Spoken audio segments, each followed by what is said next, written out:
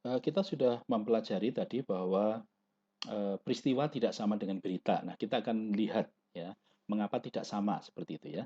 Nah, eh, kita sudah memahami bahwa tidak semua peristiwa adalah berita. Tadi definisinya Pak Jafar Assegaf itu mengatakan bahwa berita itu adalah laporan tentang peristiwa yang dipilih ya, yang dipilih oleh redaksi untuk disiarkan kepada masyarakat. Sehingga suatu peristiwa atau kejadian itu akan menjadi berita apabila peristiwa itu dilaporkan oleh wartawan dan dimuat di media massa.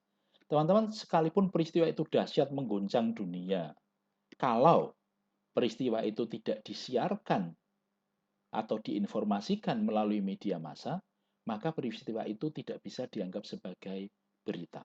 Ya, ini perbedaan yang sangat signifikan ya. Jadi apa yang disebut sebagai berita? Ya. Sehingga saya berharap teman-teman nanti kalau karena kan mahasiswa ilmu komunikasi ya, jangan sampai menggunakan terminologi atau istilah yang itu tidak jelas ya atau ambigu. Jadi kalau Anda bertanya ada peristiwa apa, itu berarti Anda menanyakan kejadian yang terjadi. Tetapi kalau Anda bertanya ada berita apa, itu Anda menanyakan laporan peristiwa apa yang muncul di media massa. Jadi kadang-kadang kan kalau orang awam ya, bukan yang belajar ilmu komunikasi kan seringkali mencampur adukkan antara peristiwa dengan berita. Padahal itu dua hal yang berbeda ya. Berita adalah ketika sebuah peristiwa itu dilaporkan oleh wartawan atau redaksi melalui media massa. Ya. Nah, tadi dikatakan di definisinya Pak Asegaf itu dikatakan bahwa redaksi, wartawan, media massa itu memilih dari 1001, 1002, 1005 peristiwa yang terjadi pada hari ini. Wartawan akan memilih peristiwa-peristiwa mana yang dianggap layak untuk dijadikan berita. Nah, untuk memilih ini tentu saja wartawan, redaksi itu akan punya standar ya, punya kriteria. Ya, kriteria bahwa sebuah peristiwa itu layak untuk dijadikan berita. Di dalam studi atau kajian jurnalistik, istilah yang dipakai adalah nilai berita atau news value. Ya.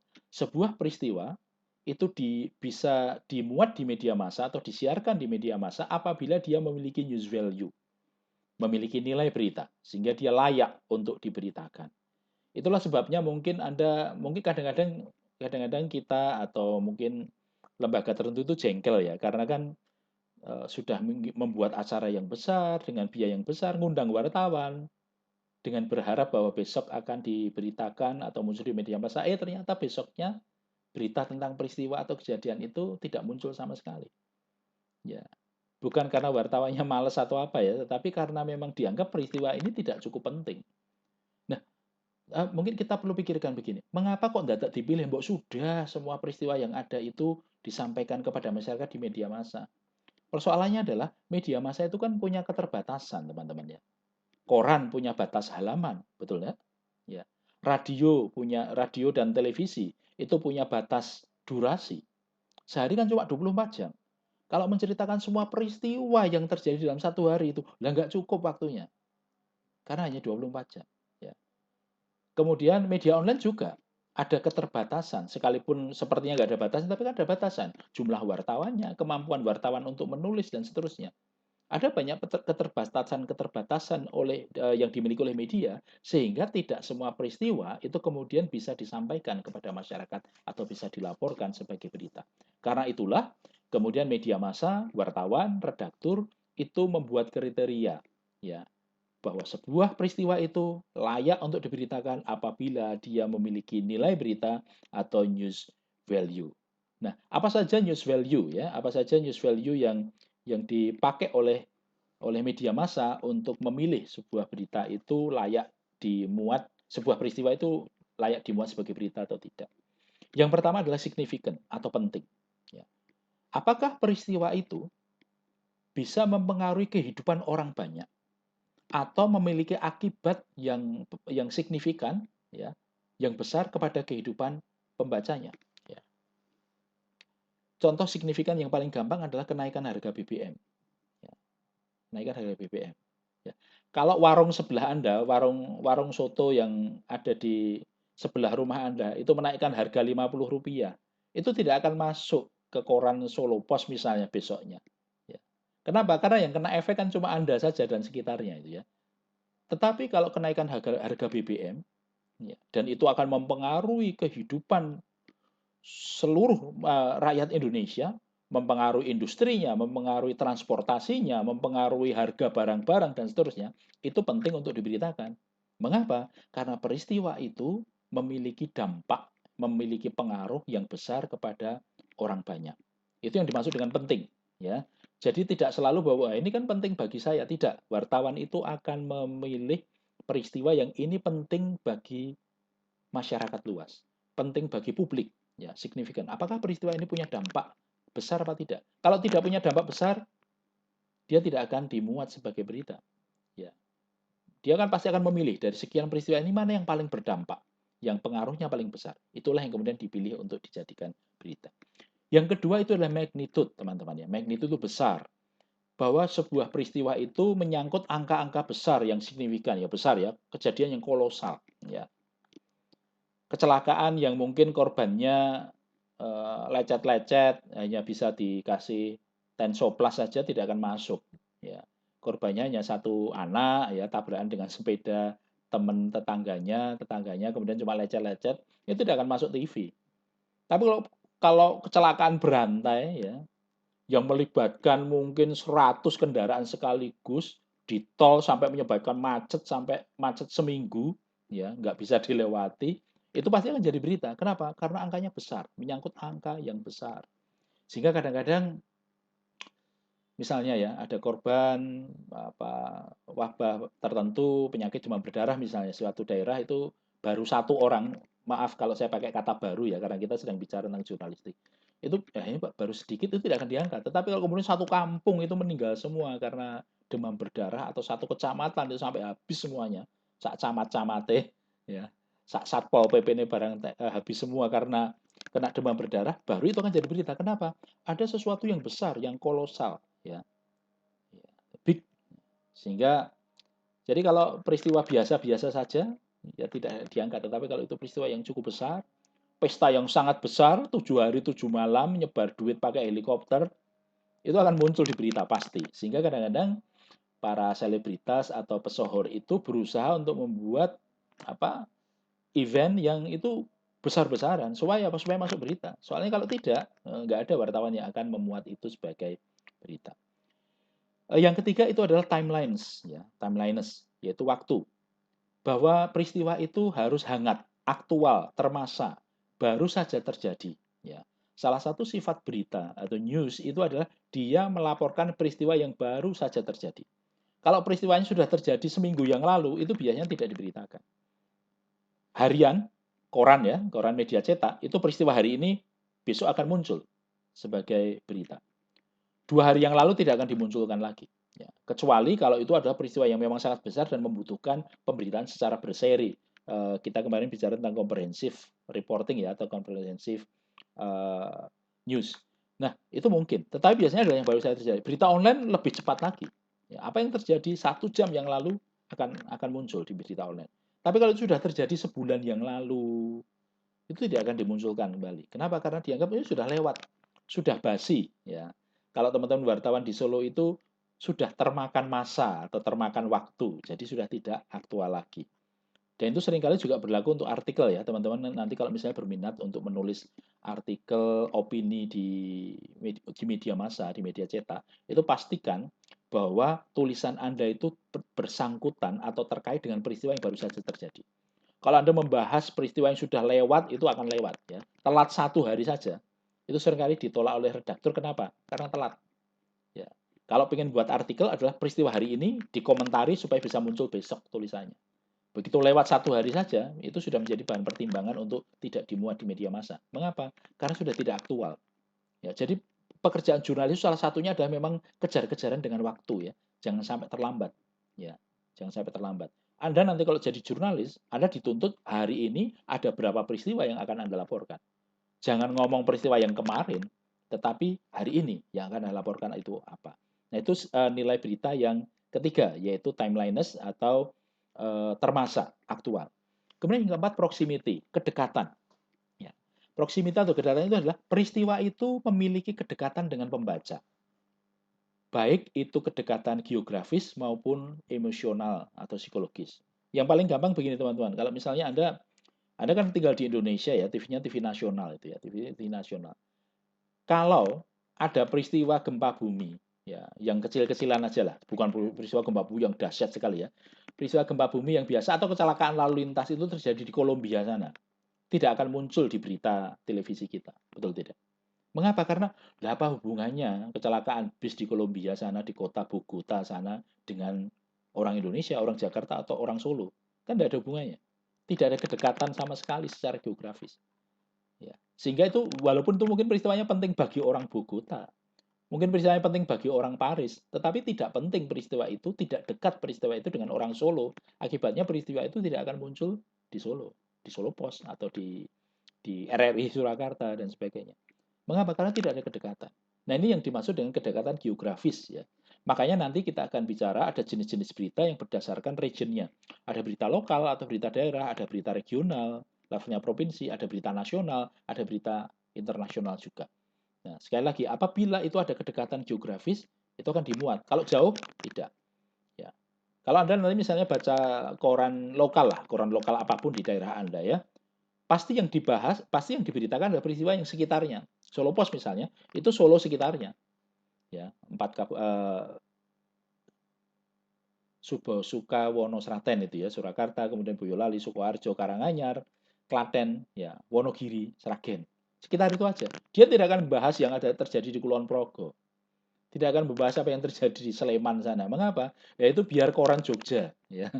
Biar harian Jogja atau KR yang memuatnya. Kenapa? Masalah proximity. Ya. Nah, proximity ini tidak hanya secara geografis, teman-teman, tetapi juga secara emosional atau psikologis. Artinya begini, sekalipun sebuah peristiwa itu terjadi non jauh di sana, jaraknya ribuan kilometer dari kota Solo misalnya, tetapi apabila ada kedekatan emosional, itu akan diberitakan di koran di kota Solo juga. Contoh, misalnya pas musim sebelum COVID ya, sebelum COVID itu kan ada musim ibadah haji. Itu pasti kan ada laporan jemaah haji yang berasal dari Solo seperti apa yang dialami di sana. Kan jauh ya, tempatnya di Mekah sana, di Saudi Arabia kejadiannya, tetapi oleh karena yang mengalami kejadian itu adalah orang Solo, maka kalau kejadian itu penting pasti akan diberitakan di koran lokal Solo. Jadi sekalipun secara geografis itu jauh, tetapi oleh karena secara emosional itu dekat, maka peristiwa itu kemudian diberitakan. Atau misalnya peristiwanya mungkin terjadi di Barcelona ya, Olimpiade di sana. Kok kebetulan ada mahasiswa dari Solo yang itu sampai menjadi anggota tim Olimpiade Indonesia dan kemudian masuk ke final ya, cabang olahraga angkat besi atau angkat beras ya, masuk final ya. Kejadiannya ada di Barcelona sana ya, turnamen angkat beras final. Ya itu pasti akan diberitakan oleh media Solo ya. Kenapa? Karena ada kedekatan emosional dan psikologis antara peristiwa itu dengan pembacanya. Kemudian yang kelima adalah prominence atau tenar ya. Karena peristiwa itu menyangkut hal atau orang yang terkenal atau sangat dikenal oleh pembaca. Ini adalah keuntungan ya, keuntungan dari para politikus, tokoh masyarakat, opinion leader, selebriti atau pesohor ya. Jadi seringkali kita jengkel, halah itu ada artis menikah kok ya masuk TV ya. Tetangga kita menikah 7 kali ya, tidak masuk TV. Kenapa? Lah tetangga Anda itu siapa? Sementara ini orang terkenal. Ya.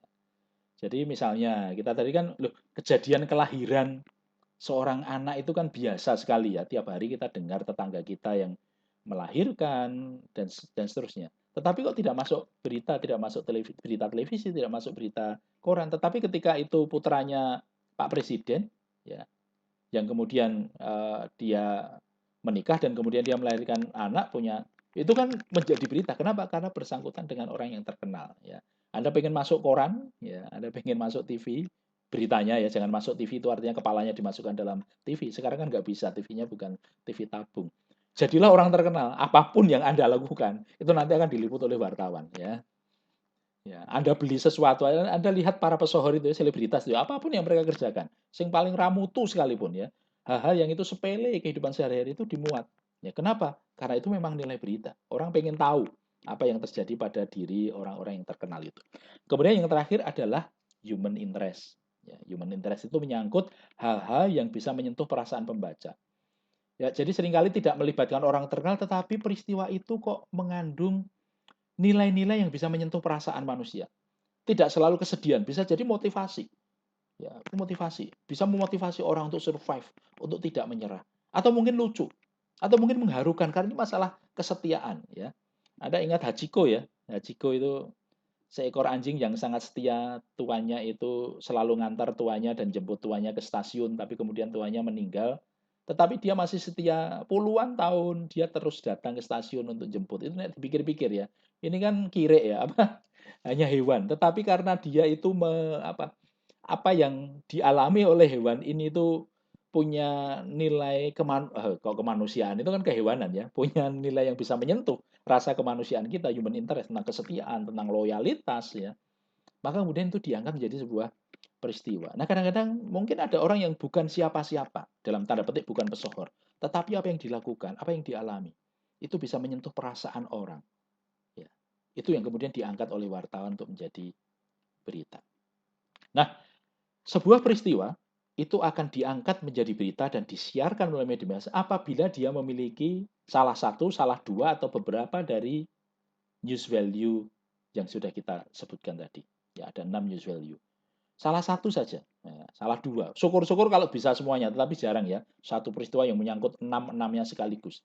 Tetapi ingat, sebuah peristiwa itu akan diberitakan atau akan dilaporkan sebagai berita di media massa apabila dia memiliki nilai berita atau news value.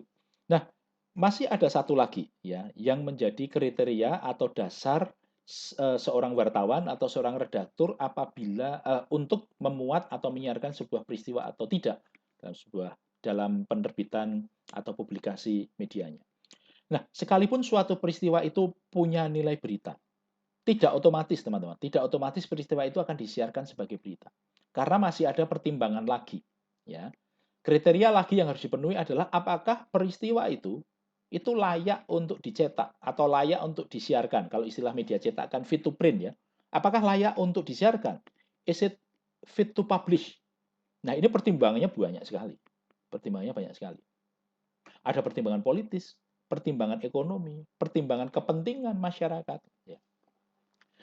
Saya tidak tahu ya, semester 3 sudah ketemu dengan sosiologi komunikasi apa tidak ya. Mestinya sudah ada, maaf, di mata kuliah sosiologi komunikasi, nanti Anda akan ketemu dengan konsep yang namanya itu disfungsi media. Ya, media dysfunction. Disfungsi media itu adalah efek negatif yang timbul, yang tidak diinginkan, yang tidak diramalkan, yang terjadi ketika media massa melakukan fungsinya. Ya. Nah, itu yang harus dipikirkan oleh redaktur, oleh wartawan. Oke, ini beritanya ini besar, mengandung semua nilai berita. Tetapi pertanyaannya adalah, apakah kalau ini diangkat menjadi berita dan disiarkan, itu nanti akan menimbulkan efek negatif apa tidak?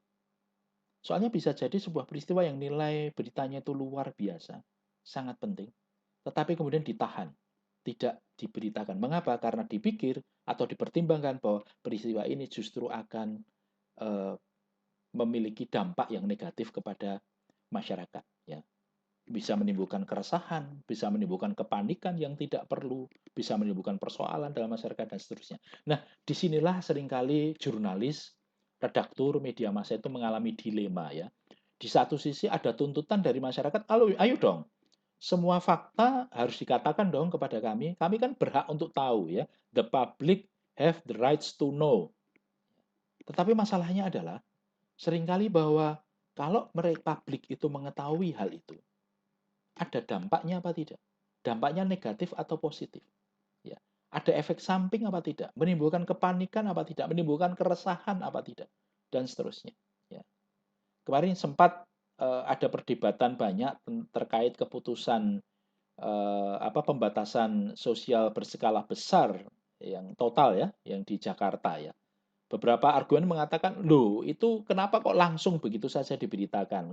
Sehingga menimbulkan kepanikan yang tidak perlu, dan seterusnya. Nah, itu adalah salah satu pertimbangan-pertimbangan yang harus dipikirkan oleh seorang jurnalis, seorang redaktur, pengelola media massa untuk mempertimbangkan apakah peristiwa yang memenuhi nilai berita ini, peristiwa yang news value-nya sangat luar biasa ini, itu akan berdampak positif atau negatif kepada masyarakat.